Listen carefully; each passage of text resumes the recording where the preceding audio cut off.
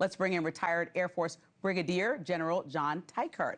General, we told dad jokes earlier. Now we're talking serious business. So tell me about this entire the mission that's being carried out.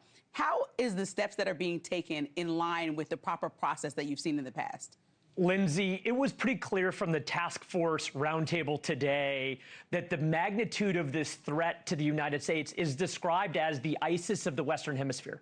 And in order to eradicate the threat, the phrase used in the roundtable, it requires taking the fight to the threat, and that includes a variety of steps, including allowing strikes not just in the Caribbean, but now making sure there's no sanctuary for those boats in the Pacific as well. Now, I want to show President Trump speaking on these boats earlier, so let's play that soundbite and talk about it after that. We know everything about them. We know where they're coming from, who they're coming with, generally who's in the boat. But when you see 5 engines on a boat going about 65 miles an hour, loaded up with white powder in silver cases, generally speaking, that's not a good sign. They're not going fishing, right? How do you respond to that? Shortly after the president said that, he directed the Secretary of War to go over to the Hill to start talking to Congress about what's going on. And I think that's an important step that Congressman McCormick was here talking to Blake yesterday, describing how better decisions are made for our country when Congress is involved. And I think that's indicative of a president that may be considering an escalation here, but certainly wants to make sure that we are eradicating the threat in the best possible way. And that includes informing the people here on the Hill. So far, is this a proper use of our military?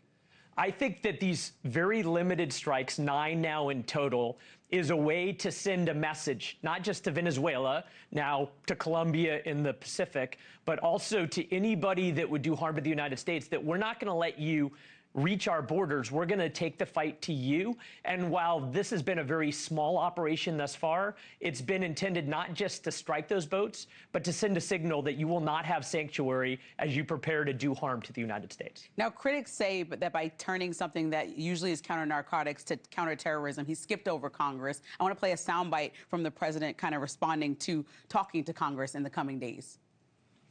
The sea drugs are almost dead, and they can't come in that fast from the land. And the land drugs are much more dangerous for them. It's going to be much more dangerous. You'll be seeing that soon.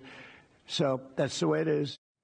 So do you think he should talk to Congress before he does anything on land? Lindsay, it's very important, even to continue the pace we're doing right now in the maritime domain, to make sure that Congress has an opportunity to weigh in on costs, benefits, and risks, especially because this could escalate. It could be a precedent-setting event, and I think it's important for the people's representatives to weigh in on this matter. Thank you so much. We're going to talk about this a lot more, I'm sure. Sounds good, Lindsay. Thanks.